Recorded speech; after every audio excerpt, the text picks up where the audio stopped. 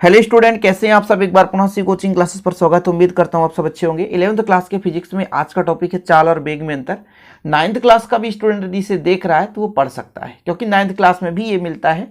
और फिर कई सारे बच्चे ऐसे कमेंट करते हैं बाद में, अभी तो जो बच्चा पढ़ रहा है तो ठीक है, लेकिन बाद में जब वीडियोज देखते हैं तो बोलते हैं सर क्या 9th क्लास में इसे हम लिख सकते हैं। तो आप बिल्कुल हाँ, यदि आप 9th क्लास के हैं तो लिख सकते हैं। शुरू करते हैं। चाल और वेग किसे कहते हैं, चाल और वेग में अंतर। देखिएगा, जब आपने दूरी और विस्थापन पढ़ा है, नहीं पढ़े तो जाकर के देख लो, हमारे चैनल पे मिल जाएगा। एक काम किया करो, कोई भी टॉपिक आपको सर्च करना है, टॉपिक का नाम लिखो यूट्यूब पे और लास्ट में शिव कोचिंग जरूर लिख देना, आपको मिल जाएगा। दूरी क्या कहलाता है? किसी वस्तु द्वारा तय की गई पथ की लंबाई को दूरी कहते हैं। जैसे प्यारे बच्चों, यहां बिंदु ए है, बिंदु बी तक कोई वस्तु यहां से यहां तक गया, तब इसकी जो लंबाई है वो कहलाएगा दूरी, तय की गई पथ की लंबाई।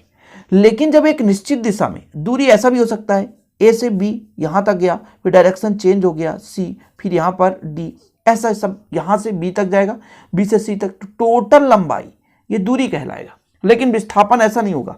विस्थापन प्रारंभिक बिंदु देखेगा और अंतिम बिंदु, और फिर इसके बीच का डिफरेंस देखेगा, ये विस्थापन है।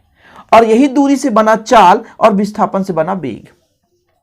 देखो जरा, दूरी से बना चाल और विस्थापन से बना वेग। सिंपल है, समझ में आया थोड़ा बहुत कि जब वस्तु द्वारा तय की पथ की लंबाई की बात करते हैं तो आपका दूरी कहलाता है। लेकिन जब एक निश्चित डायरेक्शन में वस्तु द्वारा तय की गई दूरी, यानी दो बिंदुओं के बीच का अंतर एक निश्चित डायरेक्शन होना चाहिए, डायरेक्शन बदलना नहीं चाहिए, इधर उधर करते रहो, ऐसा नहीं होगा। तो जब एक निश्चित डायरेक्शन में कोई वस्तु गति करता है तब तय की गई पथ की दूरी को हम क्या बोलेंगे, उसका वेग, वो क्या कहेंगे, विस्थापन कहेंगे।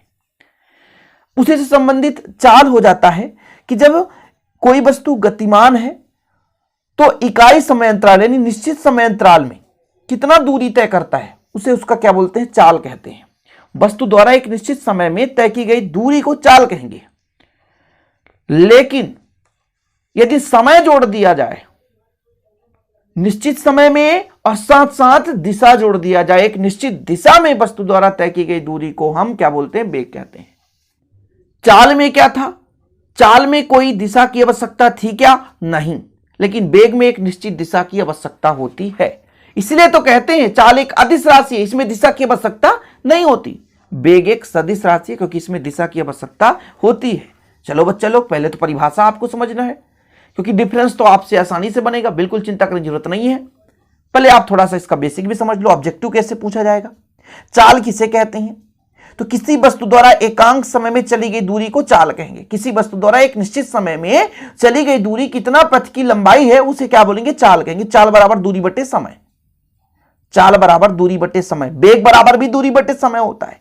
यदि मात्रक की बात करें तो सीजीएस में मात्रक सेंटीमीटर पर सेकेंड, एसआई में मात्रक मीटर पर सेकेंड। दूरी का मात्रक सेंटीमीटर, सीजीएस में सेकेंड हो गया प्रति सेकेंड, समय का मात्रक। एसआई मात्रक, दूरी का मात्रक मीटर, समय का सेकेंड। दूरी बटा समय होता है ना, दूरी बटा समय, तो मीटर पर सेकेंड।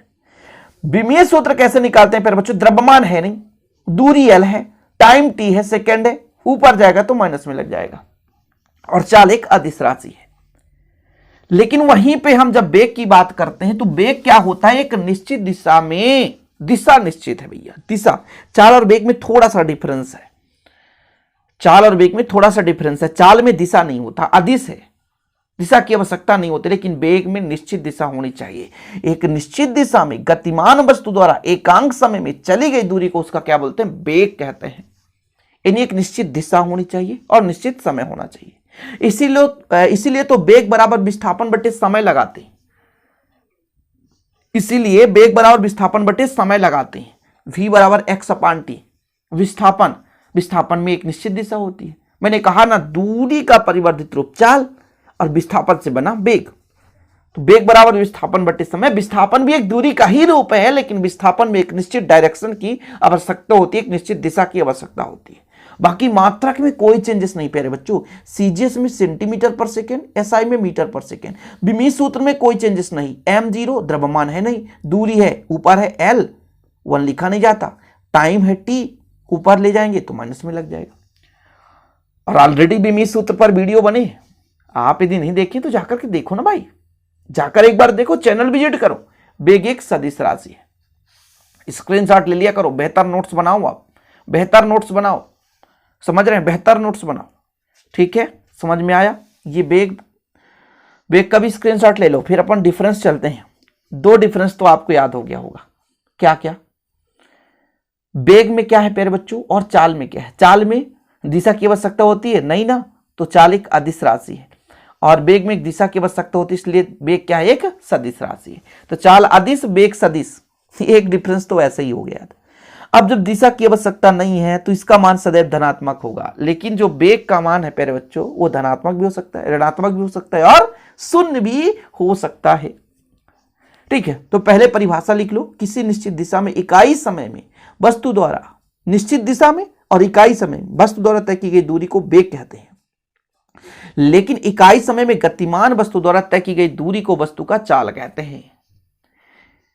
यानी चाल में यहां पर देखो क्या दोनों में डिफरेंस है? केवल और केवल निश्चित दिशा की डिफरेंस है दोनों में।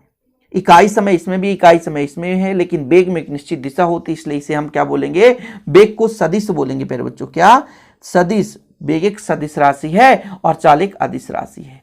चाल का मान सदैव धनात्मक होता है, बेग का मान धनात्मक भी हो सकता है, ऋणात्मक और शून्य हो सकता है। अब देखो जरा, ये धनात्मक है तो बड़ा होगा कि नहीं? इसलिए तो कहते हैं चाल बेग के बराबर या बेग से अधिक ही होगा चाल का मान।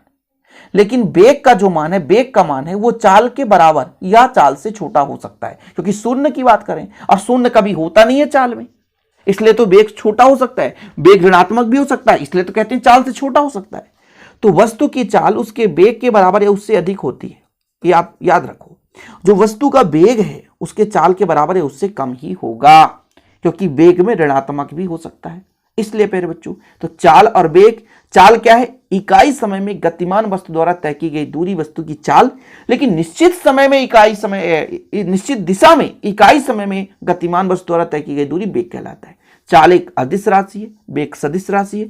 चाल सदैव धनात्मक होता है, बेग धनात्मक ऋणात्मक शून्य हो सकता है। वस्तु की चाल उसके बेग के बराबर उससे अधिक हो सकता है। वस्तु की जो चाल है उसके बेग के बराबर है उससे अधिक हो सकता है, लेकिन वस्तु का बेग चाल के बराबर है उससे कम ही होगा। तो वीडियो पसंद आ गया? आया तो लाइक करके जाना, ठोक दो भैया लाइक। प्लीज अपना राय कमेंट बॉक्स में यार छापना ना भूलें, और वीडियो पसंद आए तो भैया शेयर कर दो यार, चैनल को सब्सक्राइब कर लो, बेल आइकन प्रेस कर लो। वीडियो पसंद नहीं आए तो डिसलाइक करके जाना, मैं आपको कुछ नहीं बोलूंगा, लेकिन पसंद आए तो हृदय से लाइक करके जाना। जय हिंद बच्चा, वंदे मातरम।